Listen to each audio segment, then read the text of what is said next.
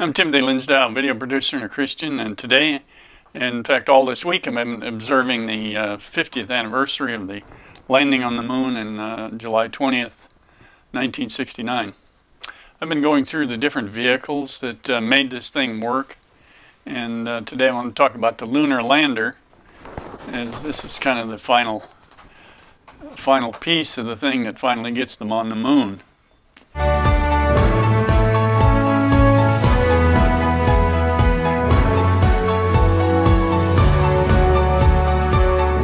Like and comment on my video and subscribe to support my channel.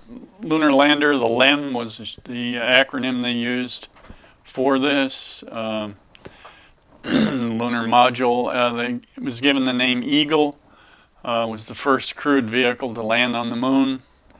It carried two astronauts, of course, Neil Armstrong and Edwin E. or Buzz Aldrin, the first men to walk on the moon.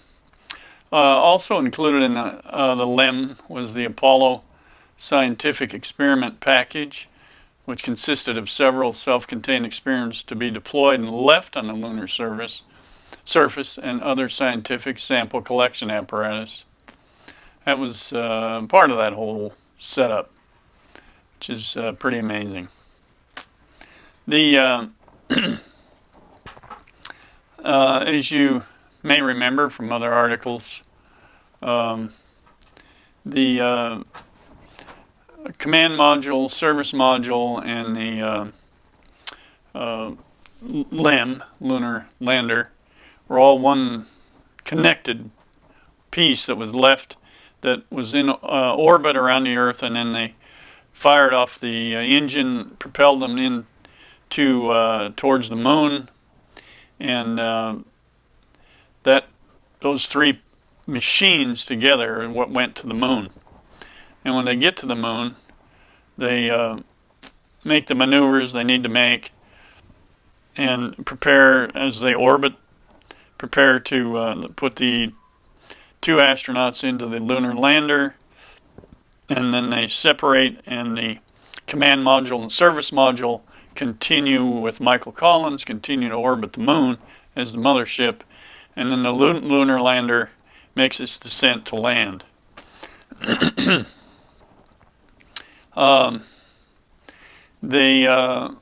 Some of you may have watched some of the history of the struggles they were having landing.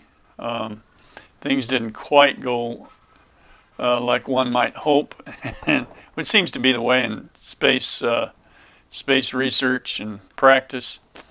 But Armstrong managed to avoid any issues or accidents and get the lander to a safe spot and get it landed with somewhere around 15 seconds worth of fuel left before they would have had to punch the button to go back to the mothership, if you will.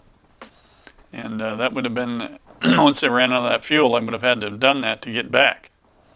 Because the least little thing, if they get stuck, they're marooned, that's it, they're not going to live, not going to survive other than for a short time. That would have been horrible. Interestingly enough, President Nixon had written a letter based on that fact of them being marooned, and I believe it was the New York Times that already made a headline page, "Marooned," if that were to happen. So it was a dangerous and difficult endeavor, and extremely complicated to make this thing happen. The lander took quite a bit, of course, to get it designed properly.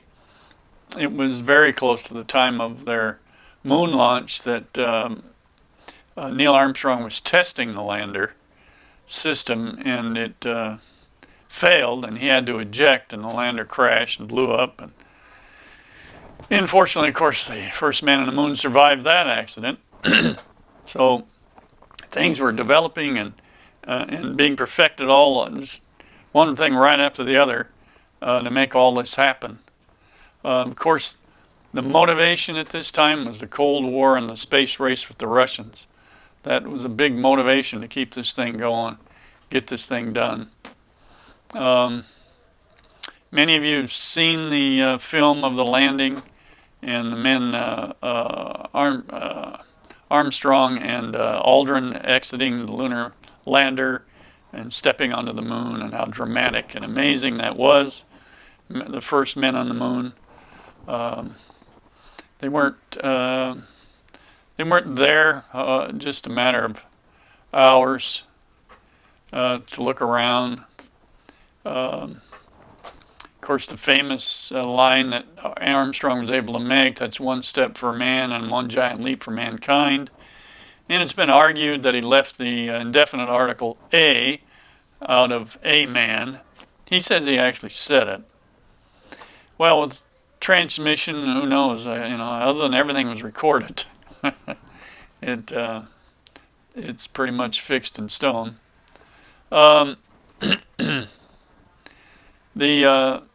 astronauts did their thing. They unveiled a plaque mounted on the strut behind the ladder that read the inscription, "Here men from the planet Earth first sets foot on the moon, July 69. Came in peace for all mankind." Put up an American flag, talked to the president, deployed equipment for testing, left camera and odds and ends for further tests. I saw something documentary, kind of surprised the heck out of me, that when they got back into the in the lander and they're all set up and they're ready to go, they realized the switch to start the ascent, start the rocket engine, was broken. Now they got all kinds of switches and toggle switches in that thing, and the one they need. And I saw it in the documentary, but I haven't read about it. I'm assuming it was quite accurate, but Buzz Aldrin was the one that did some simple little maneuver to get that switch on, and then they lifted off. Now, some of you may have noticed that they had a camera up, set out a ways, so that when the lunar module took off to go back to the mothership, if you will, there's a base to that lander, and then the top of it, they separate. It's separated from that, and there was a base that stayed on the moon, and then the rest of the lander went up to meet with the command module being piloted by Michael Collins. And then they were able to rendezvous, connect, and get them out of the lander, and the lander was released. And the lander continued to orbit for some time before it crashed into the moon. And what condition it's whatever's left, just laying there, probably looks like it happened yesterday, 'cause even though it was 50 years ago, there's not too much going on the moon. So there you go, pretty much what the LEM was about, what the Eagle was about. Remember where they landed was Sea of Tranquility, and they called it Tranquility Base. And the name of the lander was Eagle, and that's when Armstrong said the Eagle has landed. And I think he said, this is Tranquility Base, the Eagle has landed. Some very poignant and historical words for what happened.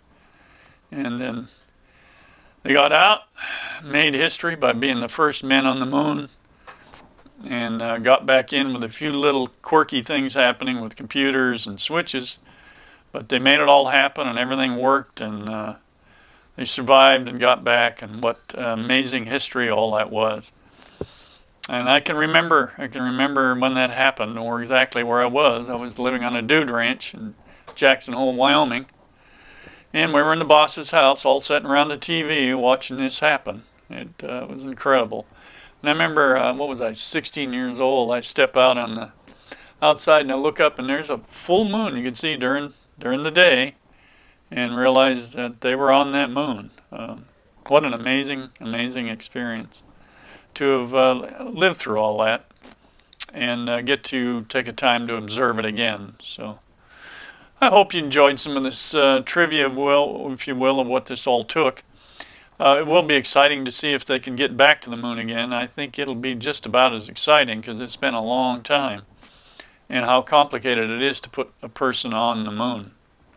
I think it'll be amazing. So enjoy this anniversary. There's a lot of information out there, movies and shows going on. It adds to the experience. So anyway, like and comment on the video. Subscribe to support the channel if you will. And just like this great event, get out there and make it a great day.